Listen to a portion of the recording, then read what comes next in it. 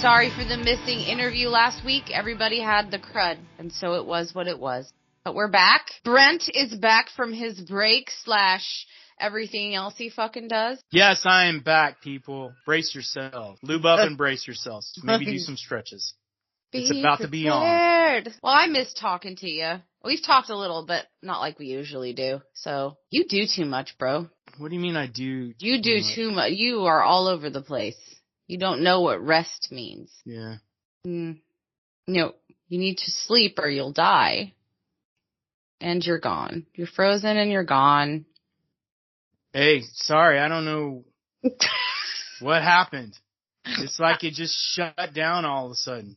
I don't understand what's going on. And Hazel was quiet while I was getting back in. Now she's screaming again. So anyway, I love all these technical problems. At least there's no buzzing now for y'all good people. Yeah, we got the buzzing. We fixed the buzzing. There's crying babies and a frozen screen, and I'm concerned. It's frozen again? Yeah, it's not stopped. And it froze you in this position. Like I'm sinking. All right. I'll just turn my thing off. That'll be one less thing to worry about. Well, before you froze and cut the fuck out, I told you need to sleep or you'll die. Yeah, I know. I've been tired lately. It's been crazy, though. Tired. Yeah, that's what I'm saying. Well, I would like to say we had a real break. I had a break. Brent kept doing other things, but he was break-ish. How was your holiday? I think it was all right. I mean, President's Day went pretty well, I think. Fuck up, man. I enjoyed Groundhog Day, too. Groundhog Day is cool. 6 more weeks of winter, and it's like the groundhog forgot about global warming, so. Groundhog Day!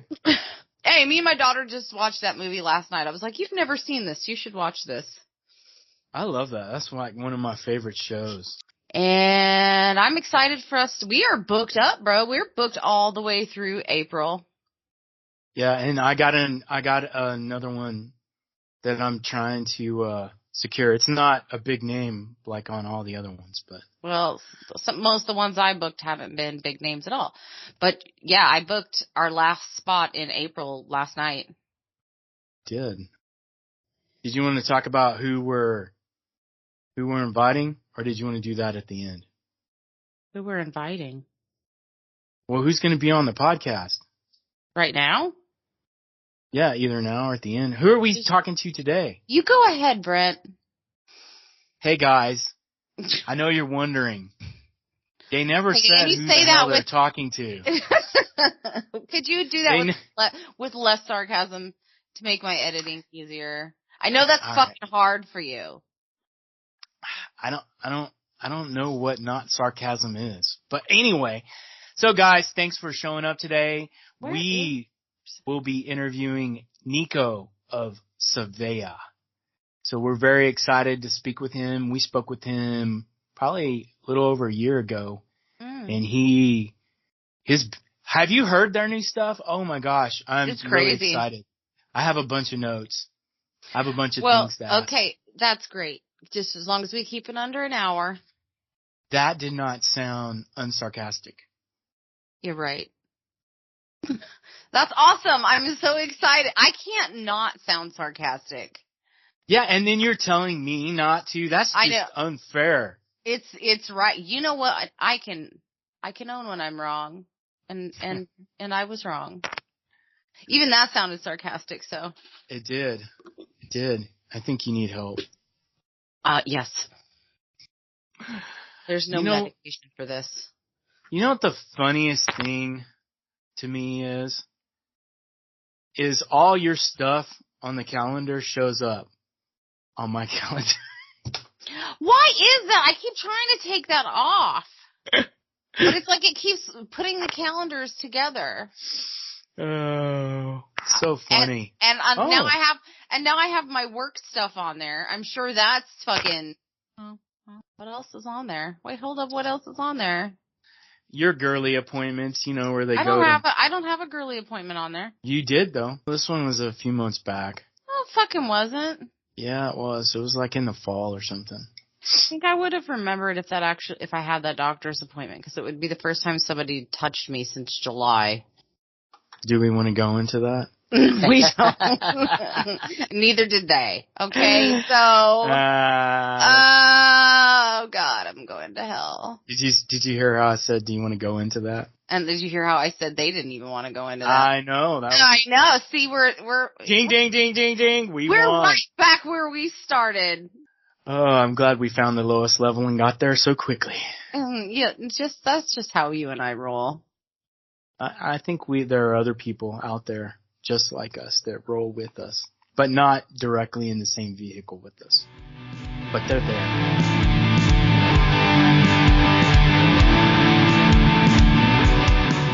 Okay. So dude, I always enjoy your posts because you have cool stuff going on and it encourages me as a musician and a human being. You know, and so I appreciate that you include, and you even talk to me sometimes, which is really flattering. I appreciate that. Absolutely. And then, you shared one of your newish mixes with me, which I enjoyed that too. I was like really excited. I felt awesome. Very special. Absolutely. But I like y'all's stuff because yeah, y'all just do stuff that I'm like, okay, I didn't see that coming, you know? So, I've seen a bunch of things online, ranging from we're recording new music to we're getting pictures, and then we're doing a video, and then there was a video. Mm-hmm. So let's talk about where is Saeva at right now? So we are like really in the thick of it. So we spent most of January tracking. And right now we're kind of continuing with our GoFundMe to kind of continue collecting funds to get to the point where we can mix the record. We have one more day of like proper in-studio tracking left. That just kind of got pushed back to rescheduling. We have a guest pianist playing on our record, Lauren Vieira from the band Dreadnought, or formerly of the band Dreadnought. So she's a good friend of ours, and she was excited at the opportunity to play piano on our record. So we got like one day tracking with her, and a couple more like spots that I need to do some vocals on. And then we're going to be figuring out when we can mix. Right now kind of things are a little up in the air, but you know, we're getting it sorted out. We're also preparing now. Since the last time we talked, the band is like a functionally new band. The only guy that's still there is Jay, who is our drummer. That dude's a beast. Yeah. He's awesome. Night. That dude, Jay. Yeah. Fucking badass. I'm holding up my horns right now. Both hands. Oh my gosh. Okay, I'll talk more later. Go ahead. No, you're good. I'm sure he appreciates it. But yeah, so he and I kind of stuck through the kind of changes of the band. You know, we parted ways with our bassist. He's now full-time playing in Chemis, you know, doing, you know, big tours and all that. They were with Mastodon and Opeth, and then they did Trivium and Between the Buried and Me, I think. So we're really stoked for him. He got some pretty big opportunities. Sorry, what? So we're happy for him. We're not thinking he's a total bastard. No, we love Dave. We're so happy for Dave. All right. Fucking Dave. Fucking Dave. I thought it was going to go to, not fucking Dave, but no, Dave, no. We like you. It's all right. You go ahead and make that money. Leave us in the slums, brother. He's crushing it. So, you know, really stoked for him. We brought on another guy. His name's Dylan, real big sweetheart. And then our kind of live guitar player, he wound up being a full-time member of the band. His name's Kevin. And then we have another friend that we met kind of during the pandemic time. His name's Daniel. That song that I sent you, Brent, that was the first song that he and I collaborated on, and really the first song that, like, I didn't write the whole thing. You know what I mean? Like, he was one of the first people to kind of, I don't know, we just like started writing together, and I was like, this feels really natural. So I just asked him to come along, and he's an audio engineer himself. So, you know, we can do a lot of the mixing of demos and production like in-house now, between all five of us, cause now the band is a 5-piece, which is crazy. Yeah. So, I mean, we had a lot of changes there since we last talked, and then, yeah, we got in the studio, and I guess that was back in January for our new record, which we haven't announced the title for. So I wanted to do that special here on the podcast. Yes. So the title of the new record is I Hope You've Healed From All You Wouldn't Say. Really excited about this one. It's kind of a companion piece and an extension of the last record. And I wanted kind of both titles to go together. They sort of form a long run-on sentence, but all we've lost, we carry with us. And I hope you've healed from all you wouldn't say. Just sort of continuing the overarching theme of like processing grief and working through grief. And this record, I think, just really beautifully encapsulates a lot of what we nailed about the first record, and I think it really improves on a lot of those areas. What was the recording process like for you this time? Would you say that it was easier than last time? How did it feel? It's kind of funny. Did it feel good? It's been a different process altogether. So the last record we recorded in 4 days somehow. I'm still not sure how we did that. I don't know how you did that either. It's wild to think about because we really took our time on this record. I think we've been in the studios a total of 11 days, and by the time we get the last day in, we'll be 12 days total. I hope that what that translates to is a stronger sounding record. And then that doesn't account for the mixing time. I think the last record we did 5 days of mixing. We'll probably do 5 to 7 days of mixing on this one. Is it just going to be you doing the mixing or you and the other guy? I work with Daniel or something, right? Daniel is in the band, but he's not the audio engineer that we're working with. We're working with Pete DeBoer, who did the last record. Pete DeBoer does Dreadnought, Blood Incantation. He's a star. Yeah, he's like a star. He's amazing. He did some work in the 90s and early 2000s with like Creed and, working under Ron St. Germain. So he's got a lot of credentials that are worth noting. Dude's amazing, but he's sort of like the unspoken extra member of the band.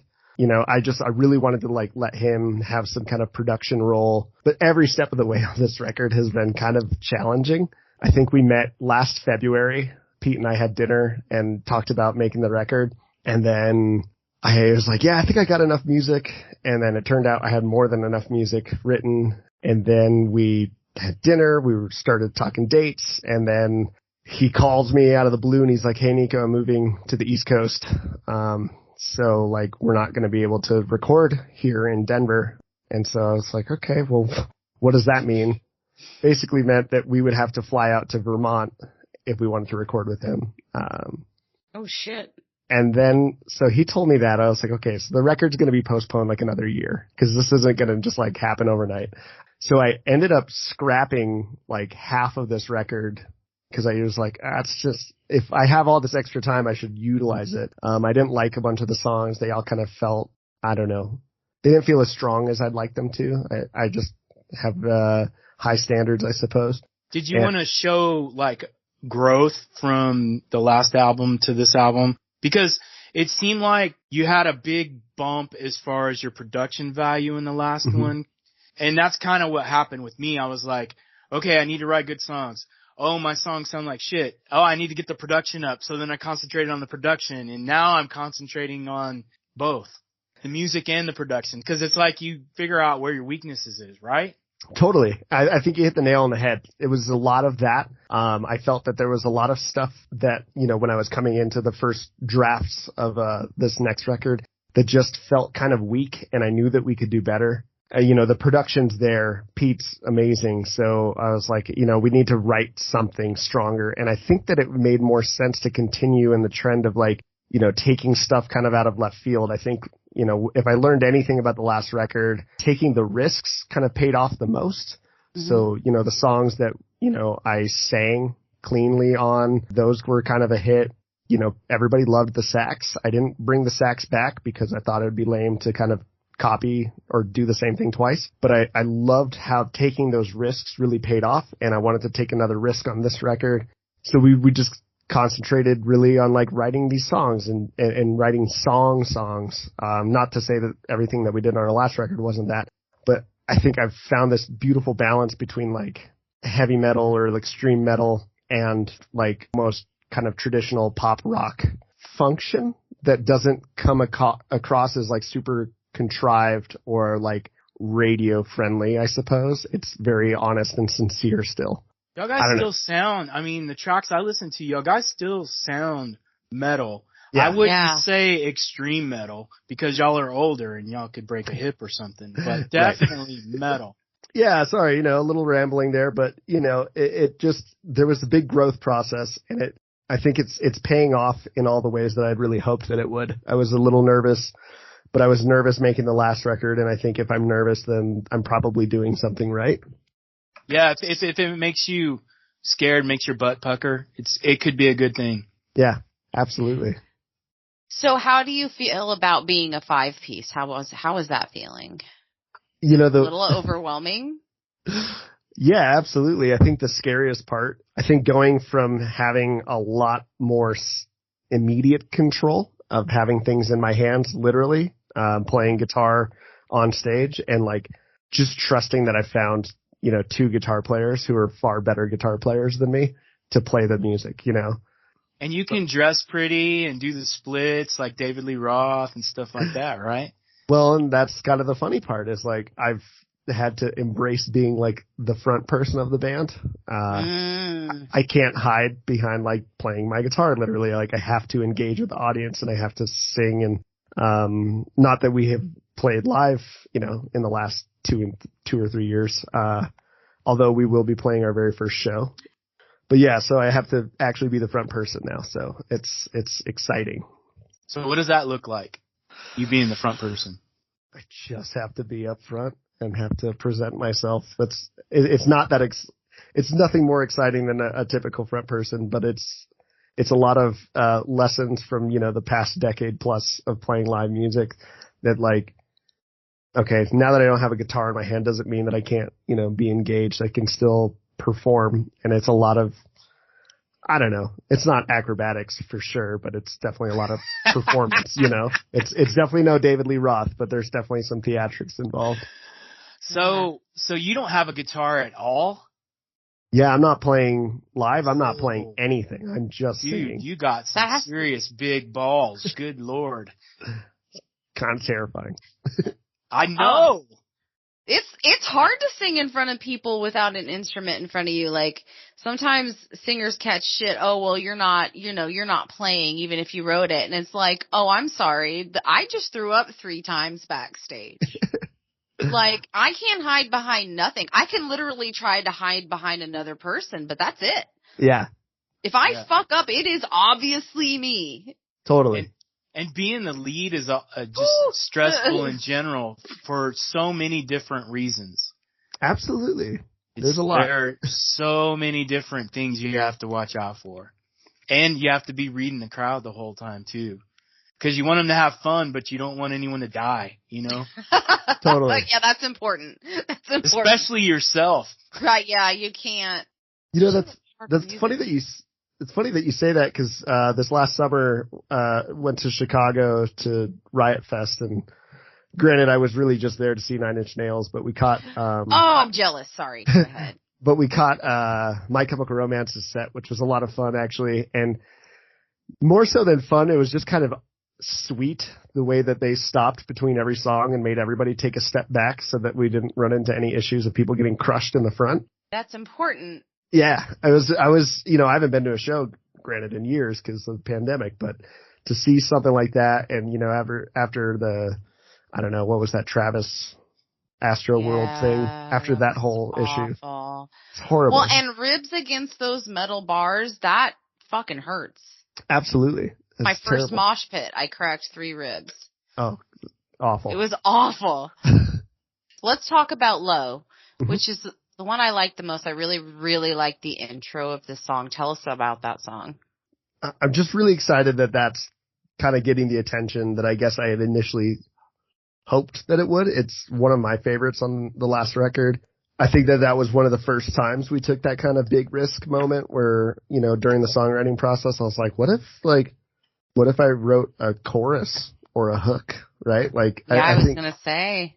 I think that there's so many times that, you get these, I don't know, we get metal bands or whatever that are like maybe not quite mainstream or whatever, kind of floating in the underground that like would just be so fucking killer if they had a hook, right?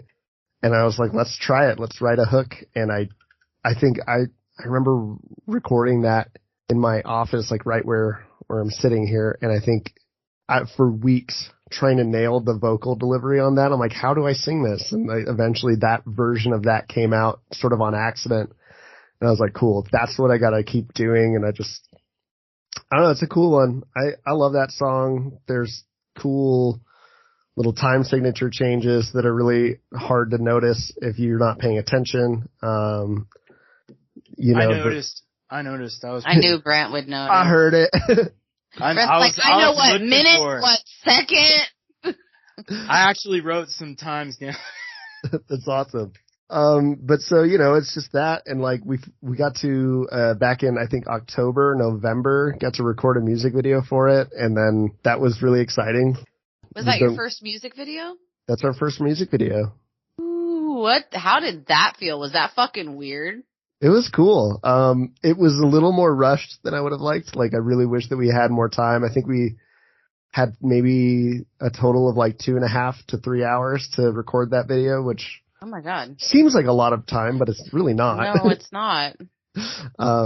Especially with wardrobe changes and stuff. Yeah, I mean, you know, we didn't wind up doing too many of those, but I wish that we had gotten a chance to do a little bit more of just like the visually creative stuff. We got to do a lot of what I wanted, but you know, we still ended up having to rush a lot of things, but it was super cool. We worked with our longtime photographer, Cameron Martinez, he's done photos for us since I was in a different band. Like, good guy, super talented, great eye. And he just nailed that video. I remember the first time he sent it back to me, he was like, do you want me to change anything? Are there any edits? I was like, nah, it's great. I was like, I love this. I don't know, maybe I'm just easy to please, but I was happy. So last time you sent us like 3 songs, and there was one that I clearly liked more than the others. I think it was Semblance of You. It was the most emotional one that you had, right? I think it was that one, yeah. Yeah. It was. And so this one, both of the songs were good. I mean, they were at the same level as far as me liking it.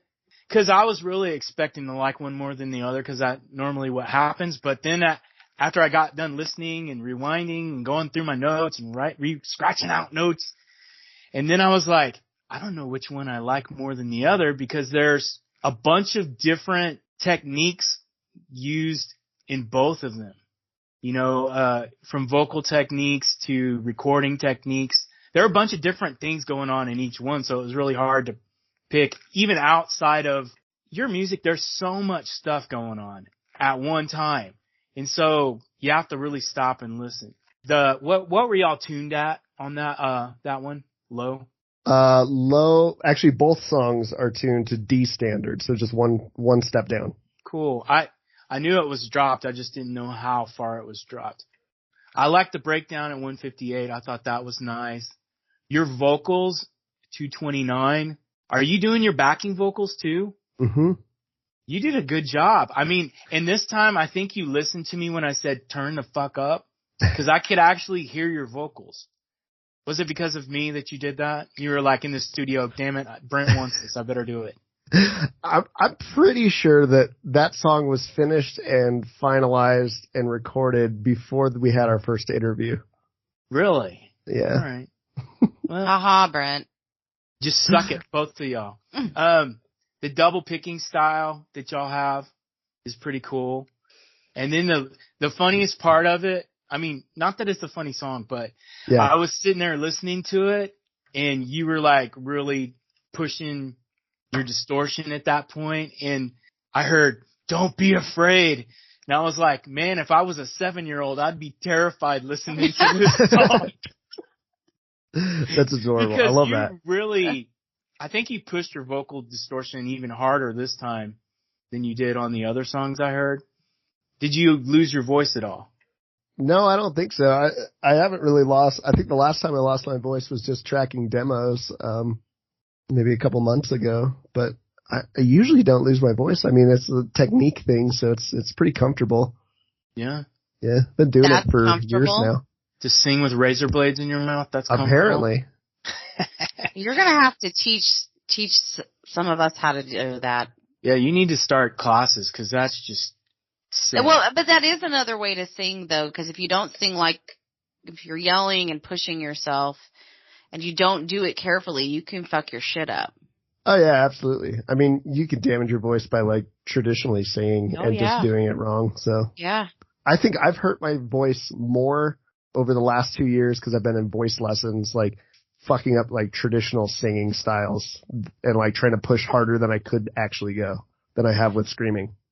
You're not the first person I've talked to in the last year or so that said, I still get guitar lessons. I'm going to voice lessons. Do you find that helps you not only perform better, but like write differently? Is it helping kind of like push you forward? Yeah, absolutely. I think, the pursuit of, knowledge for your instrument and knowledge for, your craft is one of the most important, pursuits that we can kind of continue to take. Like, I'd like to consider myself like a lifelong student. I don't think that I've ever, gotten to the best of what I can do. I know that there's better, more talented people out there. I know that what I need to do is learn them as much as I can from people who are either around me, or, offering something to be taught. I know that for myself, like, I'm very honed into at least like what I do on the guitar, but I think that like singing was such a new thing. Like the screaming and stuff, like, it sounds really rude and it sounds kind of like I'm making small of what other people do. But it's like most people can really scream. I do fundamentally believe that. I think what is challenging is to kind of take that sort of defense mechanism, and this is all my experience. I felt that I used screaming as like this defense mechanism kind of to shield myself, to present like a more tough or whatever version of myself. And it wasn't until like I really started focusing on singing, finding my own sound, my own voice, and trying to be as vulnerable as possible that I really kind of pushed through something.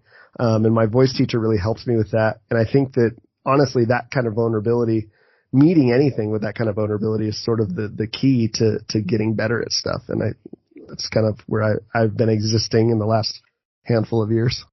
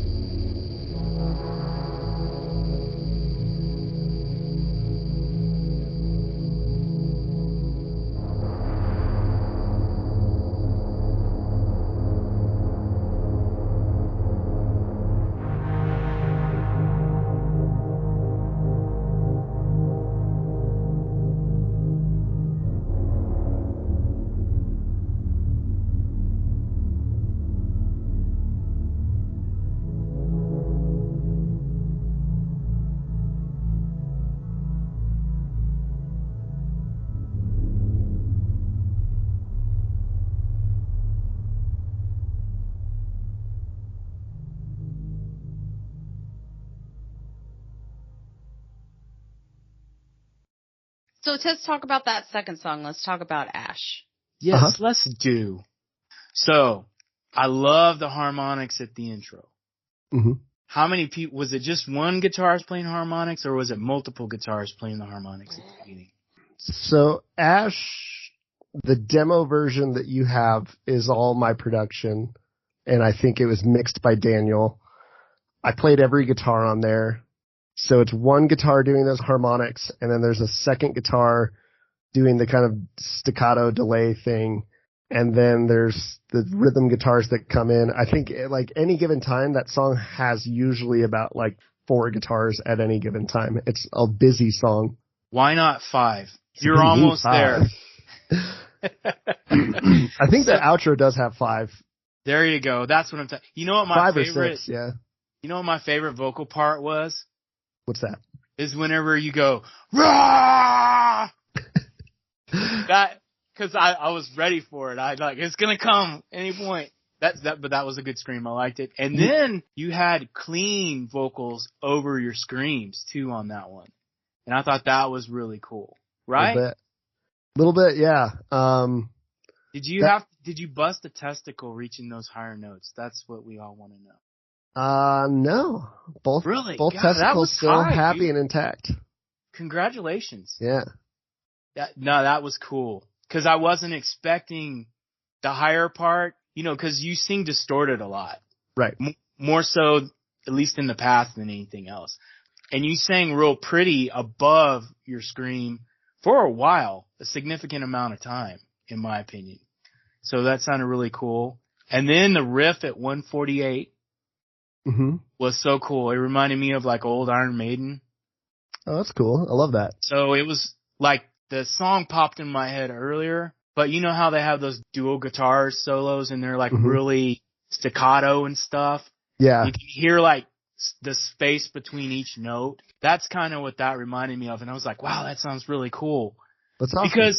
Because y'all have a bunch of different styles that you weave into one song. So it's just crazy that I'll hear different influences that you wouldn't think could be together in one song. Yeah. But they exist in your song. So it's kind of just crazy. Then the talking part over the harmonics. Yeah. Sick. It's what we deserve. That was kind of scary, dude.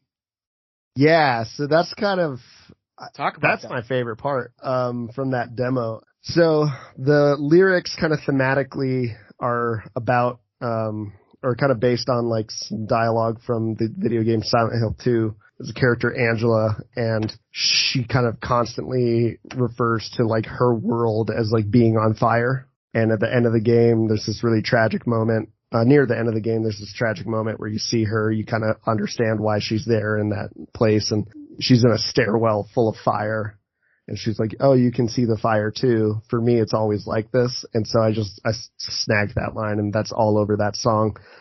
But the dialogue in the bridge there is the main character and Angela talking, and it's like right after he walks into a room and finds her on the floor with a knife, and it looks like she's going to kill herself. And he's like talking her out of it. But then at some point, and she's like, maybe we should all die or whatever, because that's what we deserve. Like, I was like, oh, we just need to fucking put that bit of dialogue in there. It's kind of poetic. It is. Yeah. And I thought it was neat because I knew you synced it from something because I know your speaking voice is not that high. Yeah. But, I was like, where is this from? And I was like trying to figure out where it was from, but I didn't, of course, but I did. That was a good part of the song too. But, oh man, these songs are awesome, dude. Yeah. Y'all guys are going to kill it. I'm really excited to hear, all of this kind of come together, like with the studio versions. These demos were really exciting, and I love, we have mixed versions of all of the songs on the demo, and they all sound great. There's definitely some stuff that we cut in the studio, kind of changed in the studio, but I think all of the cuts and the changes were to make the songs stronger, and I'm just so excited to hear what we get, once we have the final product. It's going to be amazing. Yeah, are you ready for what's going to happen because of that? I don't know what's going to happen. Well, I think you're going to get noticed. I mean, you're already getting noticed for your last album. I mean, yeah, you're on a compilation album. Your traffic is picked up on your social media, and so you have some stuff going on. Y'all guys release this, it's just going to be like gasoline on a fire, I think. If that happens, what do you see the next level of success y'all going to? I think that's something that we've all been kind of excited for and preparing for. I think that's what we've done this band for, was to kind of get to this point. And if it means, like the next step right now, and it's what we're working on right now, is figuring out how do we make this not a studio band? How do we make this a live band again? We used to play a lot live before the pandemic, and we just focused on making albums since then. But now we need to like focus on, okay, if this record does well, like what is touring going to look like? What does touring look like in the year 2023, 2024, right? Like it's a completely different game, and I don't know. I am apprehensive. There's a lot of details to work out. Well, you have a bunch of stuff going on in your songs, and from a musician standpoint and a band leader standpoint, that's stressful because you're the one that's really going to have to figure it out. Yeah. And the answer is 5 guitarists, okay? No, we've been really lucky. I mean, like I said, we have all these brilliant musicians in the band now. We have a couple audio engineers. We have, people who are really good with like kind of the technical stuff that like I struggle with.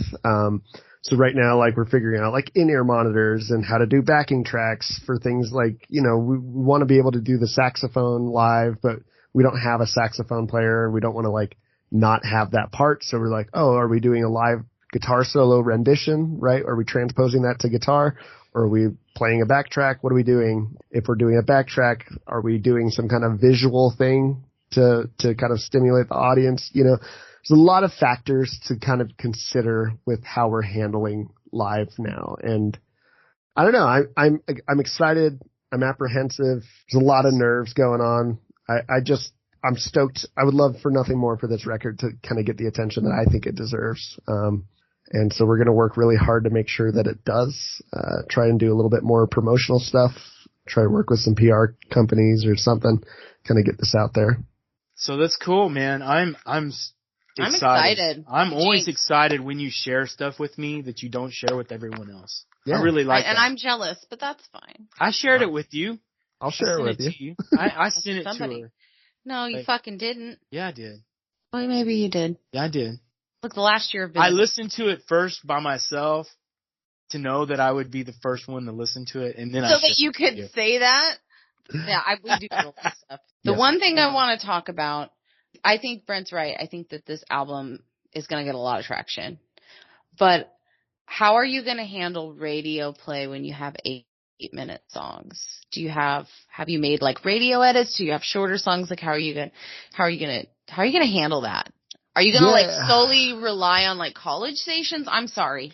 No, you're good. I mean, probably. I don't really, like I said, kind of towards the beginning, I don't really know how well we exist in the like radio friendly sphere. I don't think I think that we do have enough like approachability and like commercial viability if it came to that, but I don't think we're quite there yet. Which isn't a problem. I mean, the mainstream radio kind of fucking sucks. Right. That's sort of where I'm at. It's the same 10 songs over and over. So, I mean, it'll probably, for now, like, as far as, reaching out to radio stations, it'll probably be a lot of college radio, which is fine. With everything kind of shifting over to playlists in general and, kind of algorithm streaming culture, I don't think that will be too much an issue there. But yeah, that was sort of an interesting thing about the last record to this new one. The last record, I felt like we did like 3 8-minute songs and then like a couple other pieces. And I don't know, that was kind of the one regret where I just felt like I had 3 really good songs and then then everything was like, meh. Yeah, like I didn't feel like it was like meh, but I definitely was like, it could have been stronger. Whereas I feel like this record, because I had to rewrite it 2 times, I really like kind of leaned into like, let's just make everything a little bit more balanced. And so we start the record with a really long song, but everything else I think is in the like 3.5 to like 5-minute range. And just sort of lives comfortably there. Like nothing ever feels too bloated. I don't know. It feels like almost a leaner record because of that. And I like that. So you cut the fat? Is that what you're saying? Yeah, not that it's a weird thing to say because like I think all 8 minutes of low are incredibly important to the space and atmosphere. Low is fantastic. Yeah. I wouldn't change thing. But, kind of like the backdrop you have behind you, right? Like, I wouldn't change a thing about Bohemian Rhapsody. Right? No, and it is a longer song. But if it wasn't such a popular song and such an older song, like if they were a band that came out now with that length of a song, they wouldn't have gotten the airplay. Right. Absolutely. No, it was Wayne's World that helped them out. No, it wasn't. Wayne's World made I refuse to give you that, and Wayne's World is a fantastic movie, but I still refuse to give you that because Queen. And that was why I picked the screen behind me. That's going to be a new thing. I'm just going to put myself into bands until I get one. I love it. But yeah, so I mean, it's a lot shorter songs, and I think they're all just stronger for it.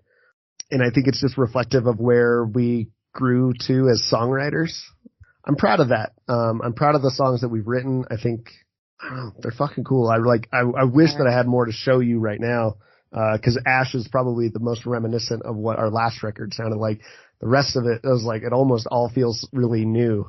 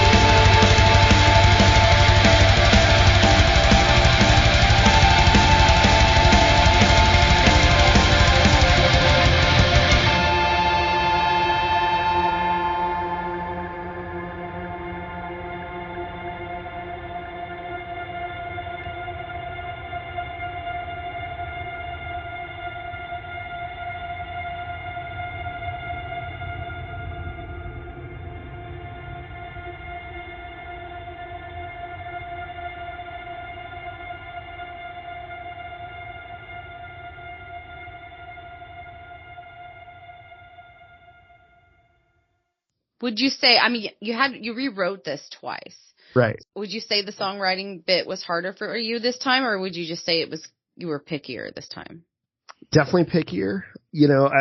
And I know that Brent really picked up on a lot of, how emotional our stuff is. I don't think that that's a secret at all. And I've always thought that about metal, to be honest with you. It's actually much more emotional. There's much more going on beneath the surface. Yeah. There's a bunch of philosophy going on. And it's just that a lot of people are, they're put off by how loud or noisy or how the singer's screaming. And I'm like, you really need to listen. Yeah, absolutely. It's funny. I actually had a moment like that, not to derail this. No, derail. Just like an old friend of mine reached out and asked how I was doing, and I was like, yeah, I'm just working on this right now, and I sent them a demo, and they're like, I really like the words. I'm not much for music with screaming in it. And I was like, how rude that is? Like, and you're going to hear it all the time, and it's... Oh, totally. I've heard it my whole life, but it's one of those things that I haven't heard in ages because I've mostly stopped talking to those kinds of people, right? But nice way to weed out assholes. Yeah, exactly. I'm like, okay, y'all, settle down. Settle down. Just because some people don't have good taste doesn't mean you need to be ragging on them.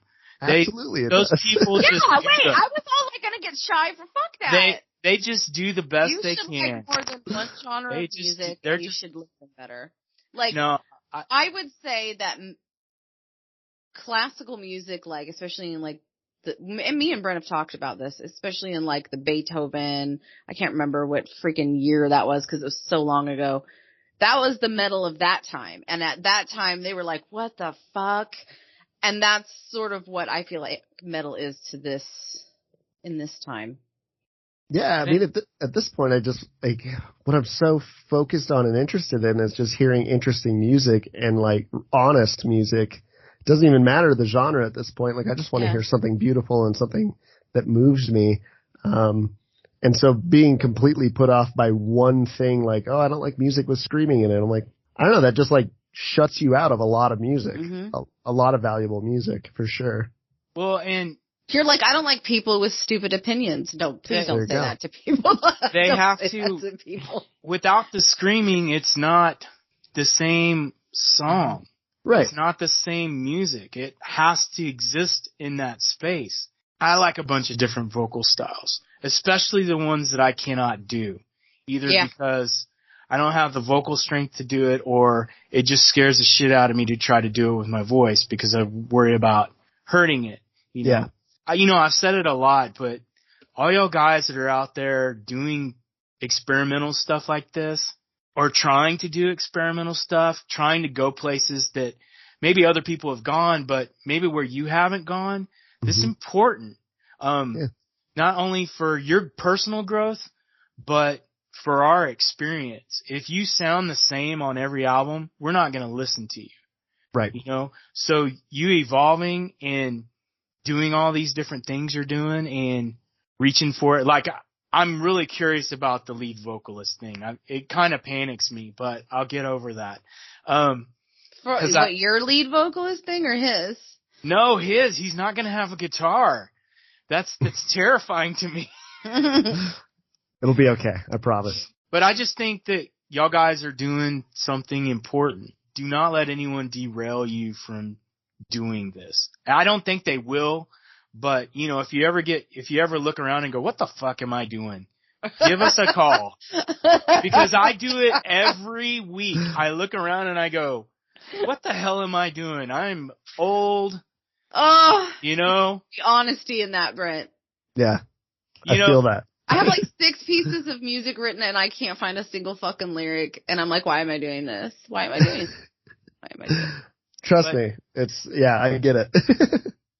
So you said briefly you hadn't played live in a while, so let's talk about any upcoming gigs you might have. Yeah, absolutely. May 12th. We're playing with Harakiri for the Sky and Ghost Bath in Denver and Unrequited. Oh, wow. 3 bands that I love quite a bit, especially, I love all 3 of those bands. Funny enough, 2020, we were scheduled to play with Harakiri for the Sky on like their first U.S. tour. and then that got canceled because of the pandemic, and fate would have it we got to play with them now. So I'm really excited to kind of get to relive that opportunity. I really love the progress that, we've made in the last 3 years, that I feel like sharing the stage with that band is going to be a lot more significant than it would have been, 3 years ago. And where can people find your music? Oh, or can they buy it? People can buy our music through our Bandcamp, which is going to be linked in the show notes, I'm assuming. We can also be found on all major streaming platforms, such as Apple Music, Amazon Music, Spotify, Tidal, if you like listening to it in high def, which I would highly recommend because Pete did a lot of cool tricks. So, has the podcast actually helped you or your band? Nico? I don't know. I can only assume so. Couldn't even lie. Lie. I wouldn't lie to you. Motherfucker. I feel like it I want you to lie to me. Tell me I'm pretty. I'm telling you the truth. You are pretty. But I have had a handful of people reach out to me and say that they enjoyed that last interview, which I thought was really cool. Again, it's hard to be in tune where everything, yeah. We're always so focused on writing and my own shit, right? That it's sometimes somebody surprises me and they're like, "Hey, I found you on on this podcast," or "I found you, streaming on this website." There's always something really nice to say about it. I don't know. I'm just always kind of taken off guard. It's really cool and refreshing to sit down and talk with you both, because it's oh yeah, there are people that genuinely care, right? Because right. Well, thank you. Yeah. Is that why you get so quiet when we're complimenting you? It's like you get nervous or something. No. Never heard these words before. Well, it's so, it's challenging because it's you're stuck. I don't know. I met both of you, I guess, last year. So then it's the entire time that I've known you both, that it's we've been stuck inside, Yeah. I don't go out and play shows and have people compliment the band. I hope you enjoyed it, because I think that's about to change. Yeah, I'm excited for the future for sure. I think you guys are on your way. I think the next album, have you already started working on that? I bet you have. Oh, you know what's so funny is I was going to mention that. Oh my God. On this is I haven't started working on the next album, but I did finish demoing today songs for a split that we're doing with another band. So that's cool. So anyone that wants to talk to Nico, you can just reach out on social media, especially Instagram, because he's you're very active on Instagram. Not only active, but he replies every time I send him something. Yeah, just you I have try pretty to. quickly too. All right, y'all. Well, thanks for chatting with me. It was nice to talk to you. Thank you again for coming on the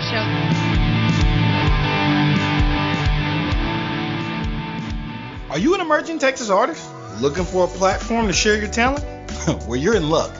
All you need to do is send your videos right here to videos@texasscenetv.com.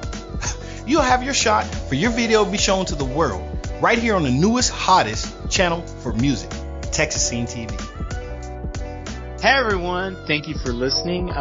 We hope you enjoyed checking out Nico of Saeva. He's a wonderful person. Please reach out. Check out social media. Yeah. Insta, Facebook, for sure. Bandcamp. Go buy their music. You'll support the independent artists. Link below. Yeah, because that's what we're here for. We're here to help the downtrodden. Okay. We can't call them that, or they're not going to want to be here. Oh, that's true. They're not really downtrodden. I was just, the people that are like you and me, that are just trying to find our way in this. I liked how there was a pause between the people that are like you and me. Thanks. I do that stuff on purpose. I know. Fuck you, man. Anyway, I hope y'all guys had a good time listening, and we're so happy to be back and bringing you cool interviews. We've got some incredible things happening later on this year, and you can be part of it. You just have to continue to come back and listen.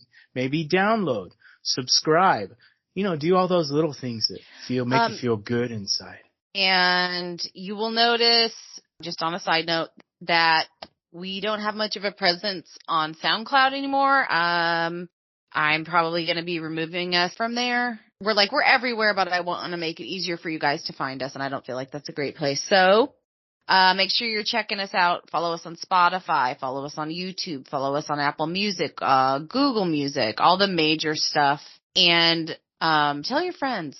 Also, tell your mother. We have a Patreon that we have not decided how we're going to give you content there, but you do get early release content there, so please go to our Patreon. That is also below. We are booked up for the next 2 months, so if you've been on the show and you want to come back and for some freaky reason you haven't heard from us because the world's on fire, please don't be afraid to reach out to us and be like, hey, I want to come on the show again. If you're listening to the show and you want to come on the show, please get to us. We are booking fast. We are booked for the next 60 days. So don't hesitate. Get to us. But please remember, we have day jobs, so it might take us 24 to 48 hours to get back to you. We are happy to be back from our break. We're a little out of practice, so I think that's it. We're old and tired. We out. It's bedtime. We out. It's night time. That's all. Everybody get out there and